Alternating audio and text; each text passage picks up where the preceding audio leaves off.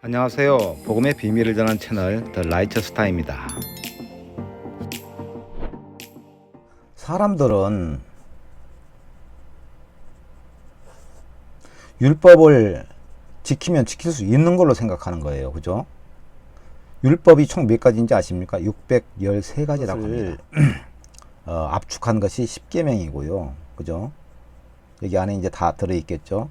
이 10계명을 예수님은 명으로 압축을 하셨어요. 뭐죠? 하나님 사랑과 이웃 사랑으로 이렇게 두 가지로 압축을 하셨어요. 지금 여기 앞에서 저 율법사가 대답을 했잖아요. 율법사가 선생님, 내가 무엇을 하여야 영생을 얻으리까? 이렇게 질문했을 때 예수님이 뭐라고 말씀을 하셨냐면은, 율법에 무엇이라고 기록되어 있으며 너는 어떻게 읽느냐, 이렇게 말씀을 하셨어요. 그러니까 율법에 기록되어 한 거하고 사람이 이해하는 거하고는 다르다는 뜻이죠. 그죠? 예, 율법에는 뭐뭐 하라, 하지 마라, 이렇게 이제 있을 거 아닙니까? 그러면은 이 뜻을 너는, 이건 이제 무엇이란 말입니다. 근데 너는 이것을 어떻게 읽느냐, 어떤 마음으로, 어떤 생각으로 읽느냐, 지금 이렇게 물어보신 거예요. 지금 여러분은 어떻게 읽습니까? 이거를 하라 그러면 하라고 읽습니까? 마라 하면 마라고 읽습니까? 다 그렇게 읽겠죠. 그죠? 신명기 28장을 보면 1절부터 16절까지인가 15절까지인가 여기는 복을 받는 법, 계명, 그리고 16절에서 무려 68절까지는 저주를 받는 법입니다. 이게 그러면은 여러분, 이거는 복을 받는 법입니까? 아니면 저주를 받는 법입니까? 여러분 어떻게 생각하세요? 수많은 목사님들이나 많은 사람들이 이 앞에 복 받는 이야기만 쭉 합니다. 복 받는 이야기. 복 받는 이야기가 1절에서 15절까지 나오는데 이렇게 지키면 복을 받아요. 그런데 지키지 못한 게 더 많아요. 16절에서 68절까지 있어요. 이걸 지키지 못하면 뭐죠? 저주를 받는 거예요. 그러면 이게, 이 법이, 이게 지금 무엇이라고 기록이 된 거예요, 지금? 너는 어떻게 읽느냐, 이걸 갖다가. 그죠? 지금 예수님이 이렇게 물어보신 거예요, 저기 율법사한테. 너는 이게 복을 받는 법이라고 생각하느냐, 저주를 받는 법이라고 생각하느냐, 이렇게 묻는 거나 마찬가지예요. 근데 이 율법사는 자기 생각에 이제 대답을 합니다. 아주 대답을 잘해요. 율법에 무엇이라고 기록되어 있으면 너는 어떻게 읽느냐 물어보니까 율법사가 뭐라고 대답합니까? 예, 예수님이 말씀하신 하나님 사랑과 이웃 사랑을 정확하게 이야기합니다. 볼까요? 대답하여 가로되 내 마음을 다하며 목숨을 다하며 힘을 다하며 뜻을 다하여 주 너의 하나님을 사랑하고 또한 내 이웃을 내 몸과 같이 사랑하라 하였나이다. 정확하게 답변을 했죠. 이게 지금 두 가지 강령이잖아요. 그죠? 여기 두 가지로 압축한 예수님이 말씀하신 이 강령을 그대로 아주 정답을 얘기했어요. 그러니까 예수님이 뭐라고 합니까? 내 대답이 옳도다 라고 이렇게 말씀하셨어요. 그래 놓고 그냥 거기서 끝나는 것이 아니고 일을 행하라. 그러면 살리라. 이렇게 말씀하셨어요. 이게 무서운 말씀입니다. 일을 행하지 못하면 죽는다는 얘기잖아요. 그죠? 예?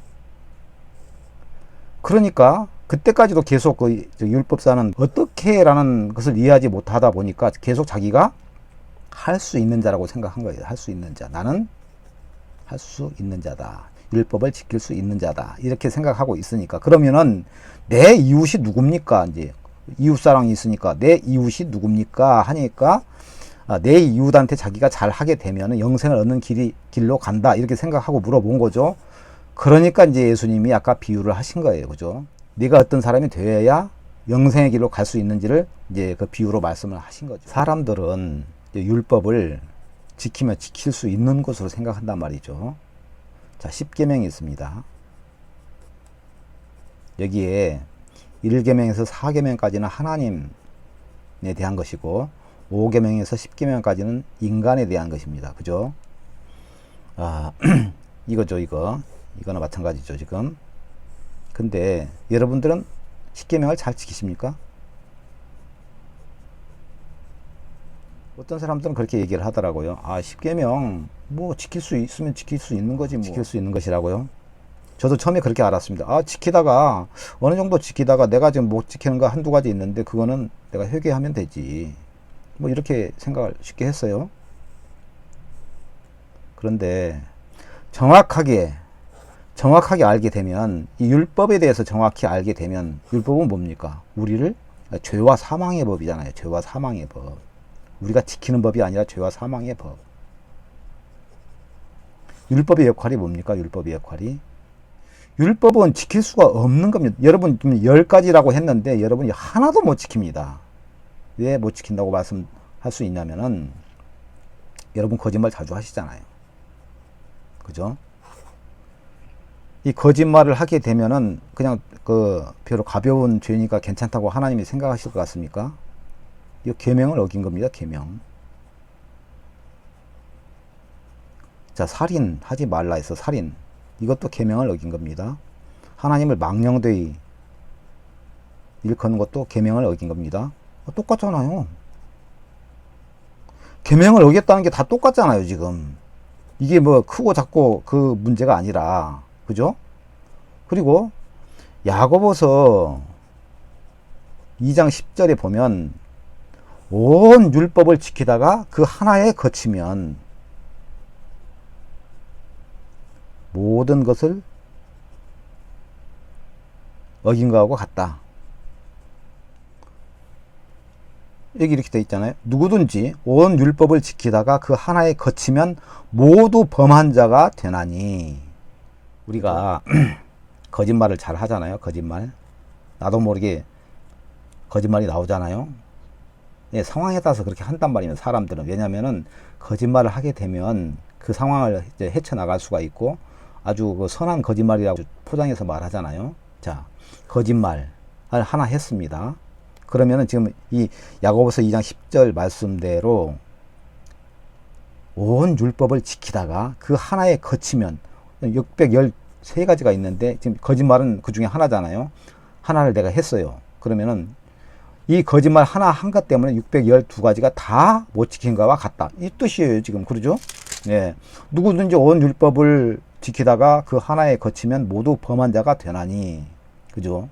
그러면은 거짓말 하나 했는데 불구하고 나는 살인한 거고, 살인도 했고, 간음도 했고, 하나님을 망령되이 일컫기도 했고, 하나님 우상숭배도 했고, 안식일을 지키지도 않았고, 다 범한 거하고 똑같아요. 그러니까 거짓말 하나 한 것 때문에 율법 온 계명을 다 어긴 거란 말입니다. 내가 하나도 지키지 못한 거란 말입니다. 근데 사람들은 이런 거 내가 안 했어, 내가 안 했고 거짓말만 했어, 그러니까 이거 회개하면 돼, 이렇게 생각한단 말이죠. 야고보서 2장 10절 말씀 하나도 이해하지 못하고 이렇게 생각한다는 거죠. 그러면은 그럼 율법을 왜 주셨나? 이렇게. 예, 율법은 중간에 들어왔잖아요. 율법은 가입한 것이라고 되어 있어요. 가입.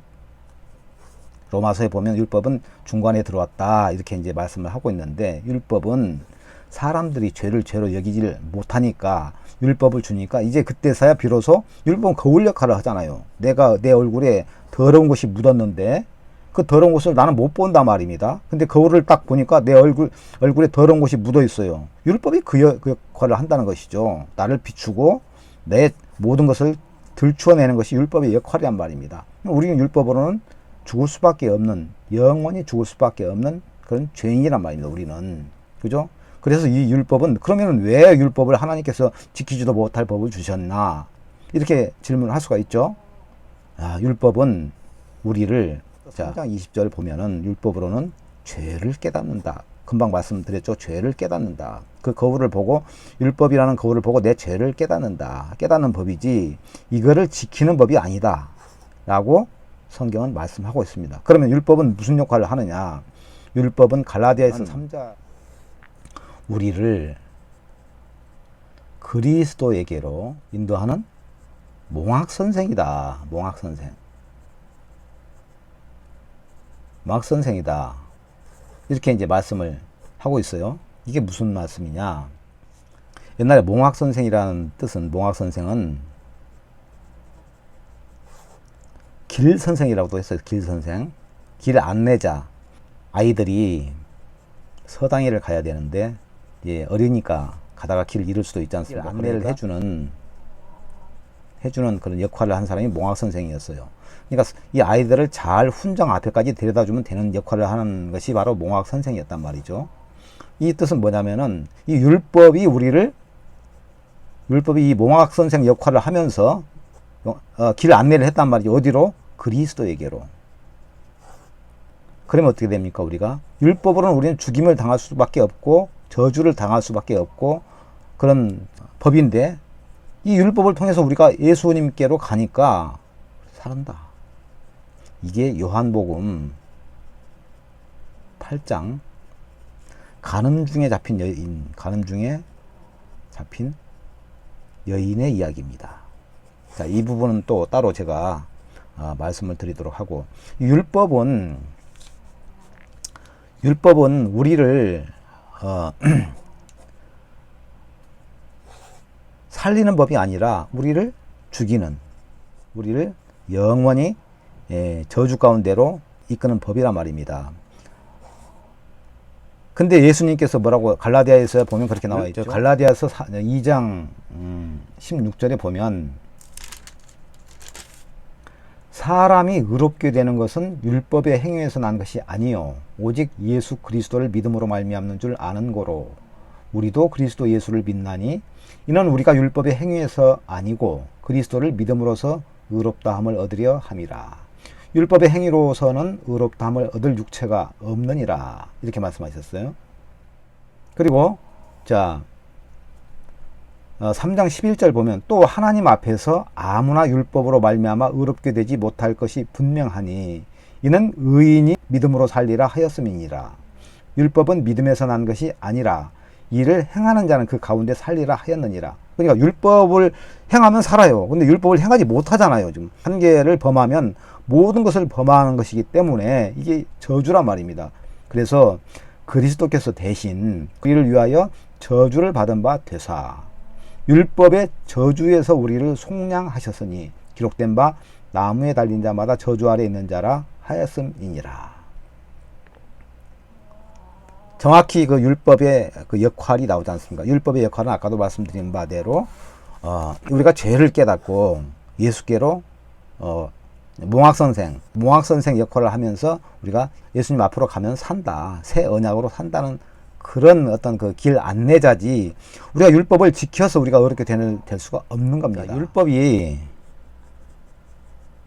율법의 역할이 지키는 것이 아니다. 율법의 역할은 죄를 깨닫게 하고 예수님께로 인도하는 몽학 선생이다. 몽학 선생, 길 선생 역할을 한다. 이렇게 이제 말씀을 드렸습니다. 그래서 우리가 이제 믿음으로 말미암아서 이제 예수님께로 가면 우리가 믿음으로 말미암은 의를 이제 얻게 되지 않습니까? 새 언약에 따라서 이제 믿음으로 말미암는 의를 우리가 얻고 죄 사함을 얻고 우리가 의롭게 됐단 말입니다. 이제 이렇게 되다 보니까 당시에 그 그리스도인들이 예수님을 믿어서 그리스도인이 됐어요. 그런데 이 사람들이 오랜 세월 동안 율법을 따라 살았잖아요. 지금도 이스라엘은 율법을 따라 살잖아요. 엘리베이터도 안식일이 되면 엘리베이터도 고층 건물 또는 이게 호텔 같은 데는 일반용이 있고 그다음에 이제 유대인용이 있대요.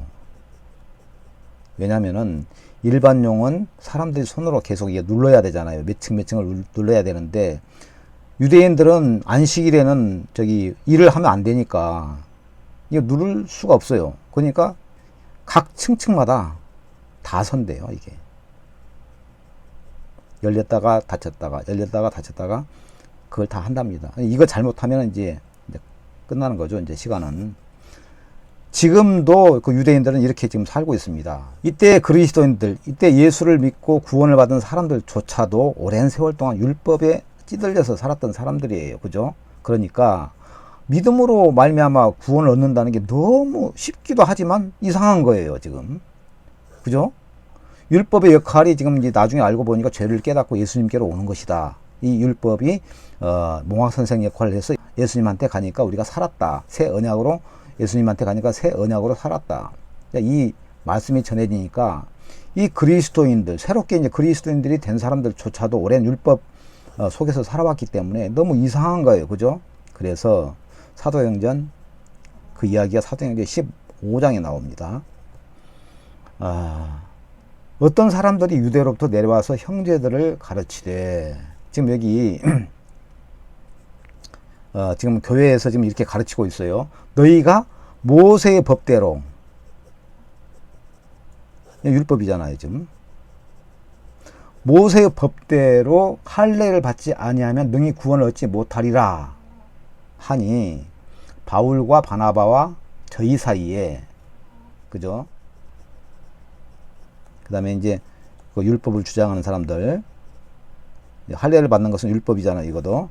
바울과 바나바와 저희들 사이에 적지 아니한 다툼과 변론이 일어난지라. 이제 이런 문제가 발생을 했어요, 지금. 아니, 믿음으로 말미암는 구원 좋은데, 그래도 할례를 받아야 될 거 아니냐, 율법을 지켜야 되지 않겠느냐라는 이제 그 다툼이 이제 난 거죠. 그래서 이걸 해결이 안 되니까 이 문제에 대해서 바울과 바나바와 및 그 중에 몇 사람을 예루살렘에 있는 사도와 장로들에게 보내기로 작정하니라. 이제 예루살렘에는 누가 있었습니까? 예루살렘 교회에서는 저기 수제자 베드로가 있었단 말이죠. 베드로와 예수님의 제자들이 있었어요. 여기 가서 물어보자.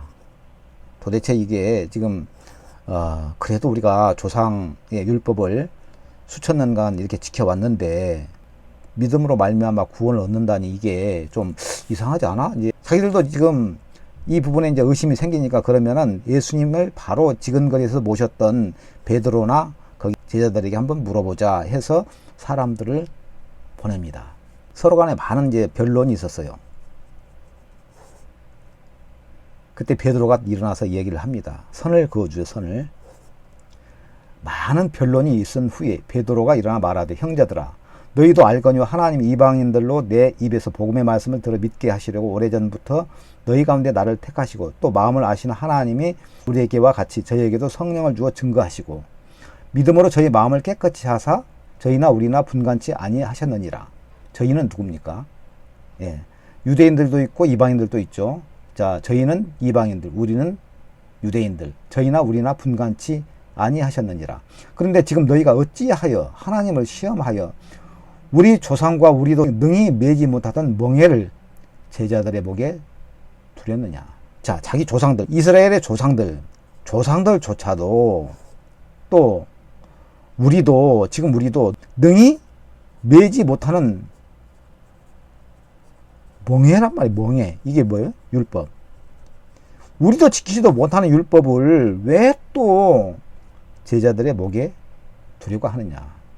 11절에 보면, 우리가 저희와 동일하게 주 예수의 은혜로 구원받는 줄을 믿노라 하니라.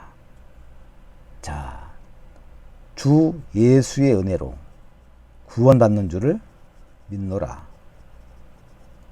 이렇게 이제 선을 딱 그어줬어요. 자, 무슨 얘기냐면은, 그죠?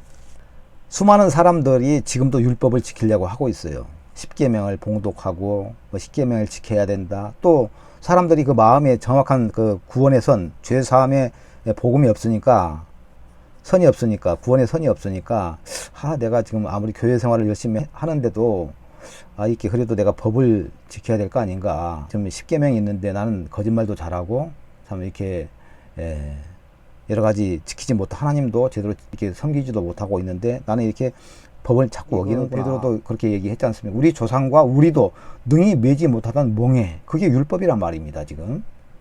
왜 그것을 제자들의 목에 두리느냐? 우리가 저희와 동일하게 주 예수의 은혜로 구원받는 줄을 믿노라. 이 율법의 역할이 바로 예수님께로 인도하는 몽학생생 역할이지 우리가 지키는 그 법이 아니다. 그렇게 분명히 이 사도들도 증거를 했단 말입니다.